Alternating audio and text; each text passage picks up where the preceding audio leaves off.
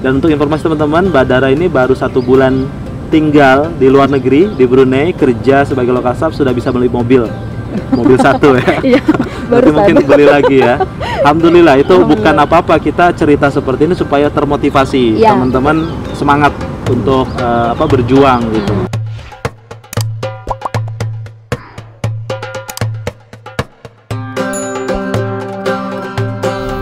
Ya, bismillahirrahmanirrahim. Assalamualaikum warahmatullahi wabarakatuh. Selamat datang kembali teman-teman di channel Erik Iqbal. Di vlog kali ini kami akan memberikan informasi terbaru mengenai lowongan kerja, yaitu yang sedang dibuka oleh Kementerian Luar Negeri Indonesia. Apa itu? Itu adalah peluang kerja untuk ke luar negeri, lokal staff atau pegawai setempat. Dan sedang dibuka sampai tanggal 31 Agustus. Insya Allah kali ini kami akan memberikan tips atau cara supaya bisa lolos untuk menjadi lokal staff di KBRI atau di perwakilan Indonesia di seluruh negara di luar negeri. Dan kali ini saya sedang bersama teman saya dan insya Allah akan memberikan tips dan juga tutorialnya supaya teman-teman bisa juga merasakan kerja di luar negeri menjadi lokal staff. Teman saya ini adalah berasal dari Jakarta. Jakarta, namanya Mbak Dara. Boleh nanti diperkenalkan. Nanti teman-teman juga akan kami beritahu tahapan-tahapannya dari awal sampai dengan keberangkatan dan juga berapa gaji lokal staff, range gaji dari sarjana S1, S2, dan juga kehidupan di luar negeri seperti apa, biaya hidupnya seperti apa. Jadi kami berharap dengan adanya video ini bisa membantu teman-teman yang mungkin sedang mencari pekerjaan. Baik, kita akan perkenalan dulu. Mbak Dara ini asalnya Jakarta. Nama aslinya, nama lengkapnya? Halo semuanya, nama saya Dara Aridita Bestari. Saya biasa dipanggil Dara, usia saya 25 tahun. Saya lokal staff atau pegawai setempat termuda di KBRI Bandar Sri Begawan. Baik, jadi itu perkenalan singkatnya, asalnya Jakarta dan sedang bertugas di KBRI di Brunei, di Bandar Sri Begawan. Dan kita akan coba review persyaratan-persyaratan untuk administrasi, dari mulai tahap pertama adalah seleksi berkas ya, administrasi. Ya, administrasi. Jadi untuk teman-teman, kami akan buatkan video part 1 sampai dengan part 4 dan setiap tahapannya akan kami bahas satu persatu. Yang pertama adalah tes pemberkasan administrasi ya. Administrasi ini dikirimkan melalui email atau jadi waktu itu saya ikut rekrutmen tahun 2019. Oh gitu. Ya, jadi kalau di penerimaan lokal staff atau pegawai setempat itu dia ada 2 periode setiap tahunnya. Jadi ada periode pertama sama periode kedua. Nah kebetulan saya di periode pertama tahun 2019. Jadi kurang lebih sudah 1 tahun bertugas di Brunei sebagai pegawai setempat dan saya ditempatkan di fungsi protokol konsuler. Nah untuk awal pertama kali tahu ada pekerjaan tentang lokal staff itu semula karena saya pernah magang di KJRI Penang. Di Penang, Malaysia. Penang, Malaysia. Jadi sama seperti mungkin orang awam lainnya ya, yang tahu bahwa kalau yang namanya kerja di kantor perwakilan itu pasti PNS gitu. Jadi awal mulanya tuh taunya pasti yang namanya kerja di kantor perwakilan pasti PNS. Nah ternyata pada saat itu dapat kesempatan magang internasional dari kampus dan ditempatkan di Penang, barulah tahu ternyata ada lokal staff gitu. Ternyata ada lowongan pekerjaan lain atau ada pekerjaan lain selain yang PNS bekerja di kantor perwakilan. Oke, jadi awalnya itu informasinya tahu dari teman-teman yang ada di Penang. Teman-teman yang ada di Penang. Berapa lama waktu itu magangnya? Waktu itu singkat sih, cuma 2 bulan. 2 bulan ya? Bulan Januari dan bulan Februari. Itu tahun 2016? 2016. Nah. Jadi mulai daftar lokal staff itu tahun berapa? Mulai awal daftar lokal staff itu sebenarnya dari tahun 2018. Jadi saya lulus itu akhir 2017, di wisuda 2018 bulan Februari, dan 2018 bulan Maret waktu itu kasih pemberkasan. Cuma karena waktu itu tidak ada informasi yang seperti sekarang, jadi yang ada di website dan segala macam. Jadinya saya tidak tahu bahwa ada ternyata periode 1, periode 2. Jadi karena waktu itu sudah terlambat di periode 1, akhirnya pemberkasannya di periode 2. Jadi waktu itu pemberkasan awal saya masukin ke Kemlu itu lewat pos bulan Maret, dan baru diumumkan lolos administrasi itu di bulan Agustus. Oke. Waktu itu. Jadi untuk informasi teman-teman, setiap tahun biasanya Kemlu membuka lowongan lokal staff itu 2 kali ya? 2 kali. Awal tahun dan juga pertengahan tahun. Awal tahun itu sekitar Februari. Ya. Februari, pertengahan tahun seperti sekarang Agustus. Jadi prosesnya sekitar 6 bulan ya? 6 bulan. Jadi ketika daftar awal tahun, Februari otomatis selesai, mungkin sampai berangkat itu Agustus. Agustus. Kalau sekarang Agustus, proses seleksi tahapan administrasi sampai keberangkatan Desember. Jadi sekitar 6 bulan. Dan itu harus teman-teman pastikan paham alurnya begitu ya. Iya. Tahapannya apa saja. Jadi kalau misalkan sekarang ini administrasi, mungkin kita akan bahas ke administrasi. Ya. Yang mungkin harus dipersiapkan adalah CV. Kalau yang di PDF itu ya, itu dilengkapinya kan CV, kemudian ada ijazah, terus kemudian juga ada sertifikat. Nah ini kalau tips dari saya waktu itu, karena saya 2 kali pemberkasan, jadi pas awal mulai itu karena saya belum tahu informasinya, jadi semua sertifikat tuh saya lampirin.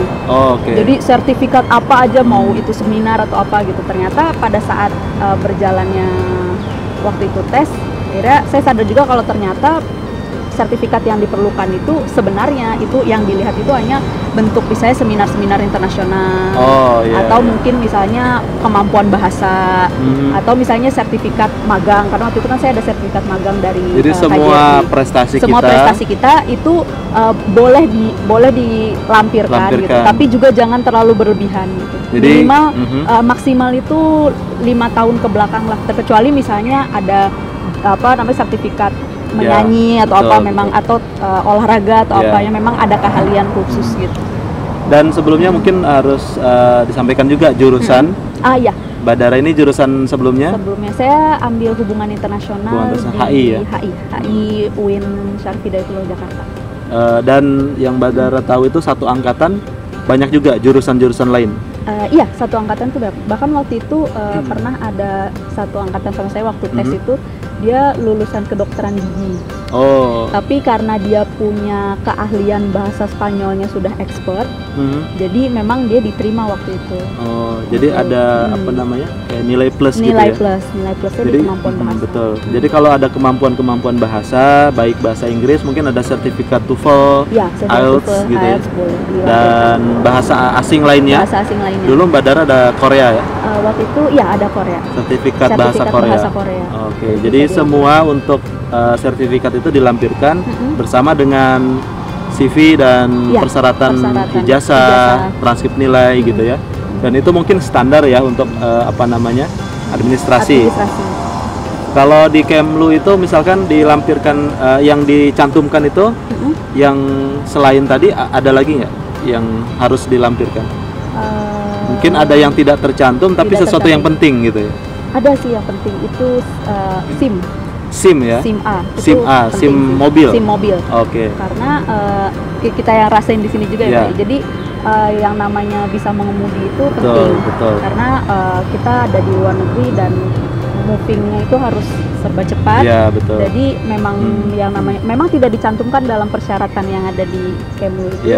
Tapi itu termasuk penting juga sih, karena waktu saya membaur juga sama rekan-rekan yang ada di sesama calon rekrutmen itu yang LS tersebut, itu memang mereka rata-rata ya hampir 90% bahkan itu bisa mengemudi dan punya SIM A. Jadi, dan mereka juga cerita di pada saat pemberkasan itu saya iseng nanya, lampirin SIM A nggak? Iya, lampirin SIM A dan itu hampir semuanya. Jadi sesuatu yang mungkin orang belum tahu, tapi itu penting banget ya. Karena untuk bekerja di luar negeri otomatis akan diperlukan kemampuan mengemudi dan juga akan mengemudikan kendaraan kantor kendaraan dinas. Jadi minimal kita harus punya SIM. Kalau belum punya SIM silahkan diproses dari sekarang ya. Kalau sudah ada silahkan dilampirkan. Tapi kalaupun belum ada dicoba saja. Ya, nanti pun bisa mungkin kalau rezeki tetap bisa pertimbangan lain dan bisa diproses menyusul begitu. Mungkin yang lainnya itu apa namanya, kemampuan bahasa ya, bahasa Inggris itu ada syarat TOEFL berapa skornya gitu? Waktu yang rekrutmen 2019 itu memang tidak dicantumkan skornya. Jadi Badara itu tahun kemarin ya, tahun 2019 ya, masih baru, betul. Itu mengikuti skor TOEFL yang PNS sih waktu itu. PNS jadi itu 500. CPNS ya? Iya, CPNS. CPNS berapa skornya? 500. Ada kategorinya? IPT kalau yang 500 itu untuk yang paper based test itu, paper based test yang standar TOEFL sama IPT. Itu berarti tidak diwajibkan skornya, tapi memang harus ada sertifikat maksudnya, TOEFL. Range skornya memang tidak dicantumkan, tapi memang harus ada sertifikat TOEFL. Kalau tidak ada, ada syaratnya nggak harus ada sertifikat TOEFL? Waktu itu sih harus ada. Ya. Berarti memang salah satu syarat untuk administrasi sertifikat TOEFL ya. Meskipun tidak diwajibkan harus berapa skornya. Karena kita ini kan penempatannya akan di luar negeri. Betul. Dan yang berbahasa Indonesia kan hanya ada di sini hanya di Indonesia saja, dan mungkin di beberapa negara Asia Tenggara itu pun bukan bahasa Indonesia. Jadi memang bahasa Inggris itu sangat wajib dikuasai oleh setiap lokasi. Tips dari kami itu adalah harus memperhatikan administrasi, harus lolos dulu gitu ya. Karena tahapannya ada administrasi, kita sampaikan ya. Ada tahapannya, ada administrasi, terus ada tes tulis. Nanti kita bahas sendiri tes tulis itu apa aja. Ada tes wawancara, ada psikometri. Psikometri itu semacam kejiwaan gitu ya, psikologi juga. Dan juga langsung dengan interview pihak KBRI yang dituju, begitu ya? Iya, betul. Jadi sampai nanti keberangkatan seperti apa. Nah, untuk tahap administrasi ini pastikan teman-teman lolos dulu begitu. Jadi supaya lolos, nah tadi kami sudah sampaikan tipsnya, CV dilampirkan sebaik mungkin ya, prestasi mungkin juga kemampuan organisasi, pengalaman kerja ataupun prestasi di kuliah, akademik non akademik begitu. Terus grafis CV-nya juga boleh. Oh, jadi tampilan CV-nya yang menarik begitu ya. Dan ini sangat banyak peminatnya ya. Iya. Dulu berapa pendaftar dulu? Kalau dulu satu angkatan itu untuk yang berkas administrasi masuk itu 500-an orang, hampir 600 orang yang daftar, yang berkasnya masuk ke Kemlu. Oh, gitu. Jadi itu sudah itu seleksi? Belum, jadi berkas masuk tuh sekitar 500 sampai 600 kalau saya tidak salah. Kemudian pada saat tesnya itu sendiri, pas tes tulis pertama itu sekitar 200-an. Kemudian diseleksi 300-an, kemudian diseleksi sampai akhirnya dapat sekitar 50. Itu yang ikut tes? Yang ikut diklat. Yang sampai tahap paling terakhir. Jadi boleh disimpulkan itu yang 500 atau 600-an orang itu yang masuk tes administrasi. Jadi yang daftar bisa lebih banyak. Jadi bisa ribuan juga mungkin ya. Karena setiap tahun itu dibuka dan peminatnya sangat banyak untuk semua negara ya. Iya, untuk semua negara. Eropa, Amerika, bahkan Afrika. Afrika juga ya. Australia. Nah, itu nanti seperti apa pemilihan negaranya akan kita bahas di part selanjutnya. Nah, ini untuk fokus administrasi mungkin ada lagi yang harus teman-teman perhatikan supaya lolos administrasi. Ya, pertama tadi CV-nya harus dibuat semenarik mungkin dan berbahasa Inggris. Gitu. Berbahasa Inggris CV-nya, betul. Jadi CV-nya berbahasa Inggris. Kemudian dicantumkan juga ada cover letternya, jadi kayak semacam surat lamaran gitu. Harus ada rekomendasi dari kampus misalkan? Kalau ada boleh. Bisa ya? Bisa. Jadi misalkan dari dosen atau apa sebelumnya, karena waktu itu saya juga mencantum, jadi sebelum di Lokasaf, saya itu kayak semacam ada penelitian lah dengan dosen. Nah itu jadi dosen saya menuliskan rekomendasi. Jadi ada rekomendasi dari dosen bahwa memang dan sesuai lah dengan. Jadi sebagai